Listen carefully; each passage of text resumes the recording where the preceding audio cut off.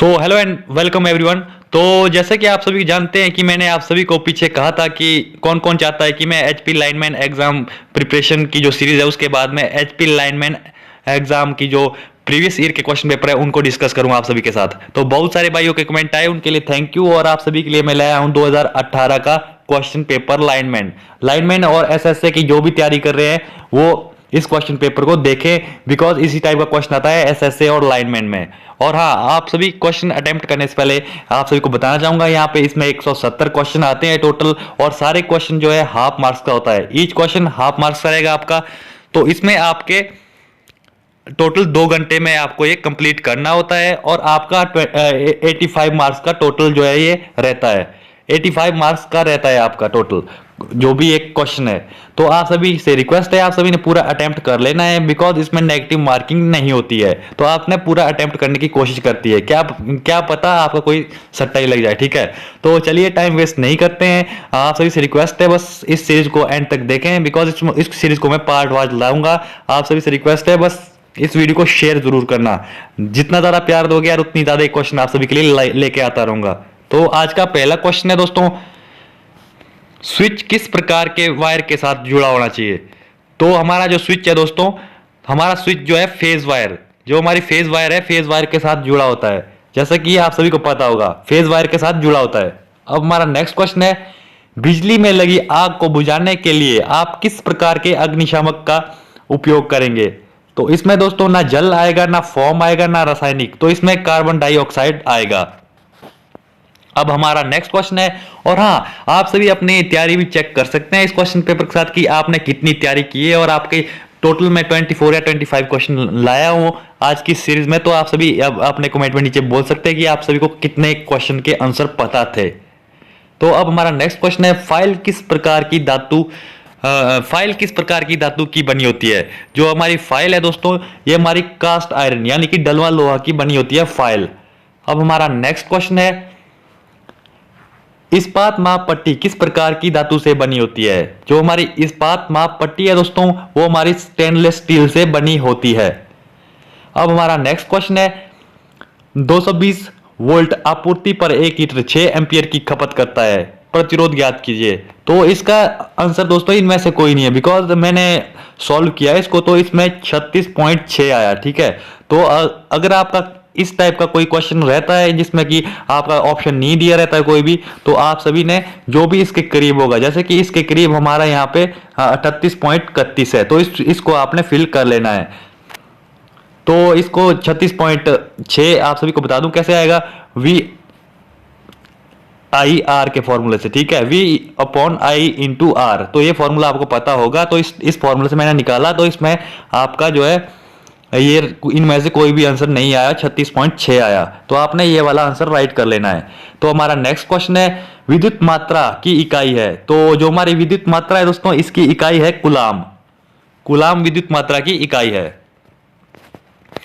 तो हमारा next question है, 1 किलोवाट आवर के बराबर है। तो जो 1 किलोवाट आवर है दोस्तों हमारा 1000 वाट आवर के बराबर है। अब हमारा नेक्स्ट क्वेश्चन है, कार्य करने की क्षमता की विद्युत इकाई है। कार्य करने की क्षमता की विद्युत इकाई दोस्तों वाट है। हमारा नेक्स्ट क्वेश्चन है, वोल्टता की इकाई है। वोल्टता की इकाई हमारी वोल्ट है। तो हमारा नेक्स्ट क्वेश्चन है दोस्तों, किसी कार का अल्टरनेटर 6 एम्पियर खींचता है जब 3 ओम लोड से जुड़ा हो, तो सर्किट का वोल्टेज ज्ञात कीजिए। तो इसमें दोस्तों हमारा सर्किट की वोल्टेज जो यहाँ पे देखिए हमसे पूछा है रेजिस्टेंस R, तो R = I/V। तो यहाँ पे आएगा हमारा 6 × 3 यानी कि 18। तो इसका राइट आंसर होगा दोस्तों 18। ठीक है, 18 इसका राइट आंसर होगा B। तो आपका B आंसर होगा राइट।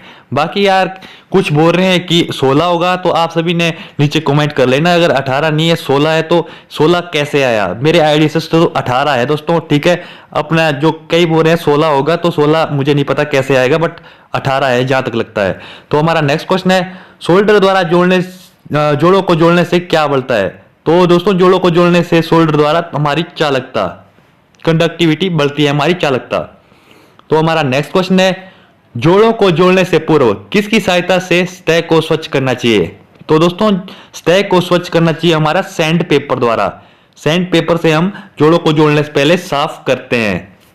तो हमारा नेक्स्ट क्वेश्चन है, निम्न में से कौन सा विद्युत का अच्छा चालक नहीं है? तो विद्युत का अच्छा चालक दोस्तों तांबा भी चालक है, चांदी भी चालक है, एल्युमिनियम भी चालक है। तो पीवीसी हमारा जो आपको पता है चालक नहीं है, तो पीवीसी इसका राइट आंसर आएगा। तो हमारा अगला क्वेश्चन है दोस्तों, 1.80 mm व्यास वाले वायर के क्रॉस सेक्शन का क्षेत्रफल होगा। तो दोस्तों इसमें देखिए, इसमें भी दो क्वेश्चन आ रहे हैं। इसमें यहाँ पे जो मेरी टीम है उन्होंने इसको कहा कि 2.5 mm स्क्वायर रहेगा और कुछ बोल रहे हैं 1 cm स्क्वायर रहेगा। तो आप सभी ने कमेंट कर लेना है कि क्या रहेगा। मेरी आईडी से भी 2.5 mm स्क्वायर रहेगा। तो अब नेक्स्ट क्वेश्चन है, मोटर कनेक्शन में किस प्रकार की टेप प्रयुक्त होती है? तो हमारा जो मोटर कनेक्शन है दोस्तों, हमारा उसमें कैम्ब्रिक वार्निश वृत्त की जो है टेप प्रयुक्त होती है। तो ये वाला आपने याद रखना है, इस टाइप के क्वेश्चन बहुत आते हैं।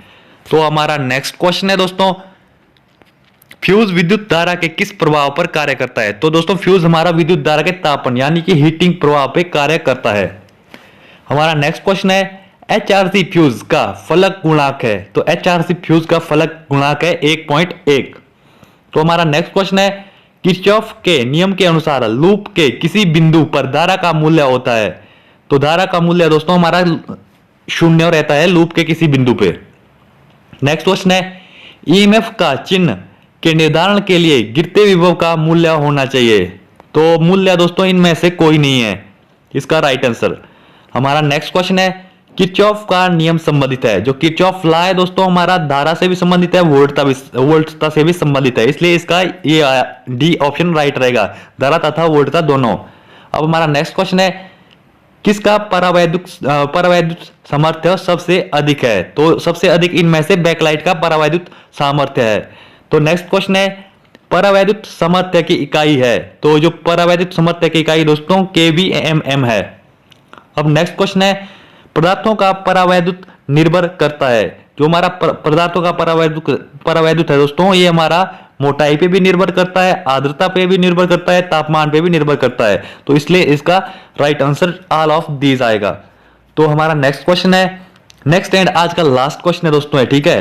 हीटर, बल्ब तथा गीजर यह सभी किस पर कार्य करते हैं? तो एक्सरे पे भी तो प्रभाव नहीं करते हैं, जैसे कि रासायनिक प्रभाव भी नहीं है दोस्तों, एक चुंबकीय प्रभाव भी नहीं है। जो भी जलता है दोस्तों, हीटर भी जलता है, बल्ब भी जलता है, गीजर भी हमारा कार्य करता है, वो तापन प्रभाव पे करता है। तो हमारा ये सीरीज आज की यहीं समाप्त हुई थी दोस्तों। आपसे रिक्वेस्ट है इस सीरीज को प्यार दीजिए, इस सीरीज को जितना हो सके उतना शेयर कीजिए। जल्दी इसका पार्ट 2 लेके आऊंगा मैं।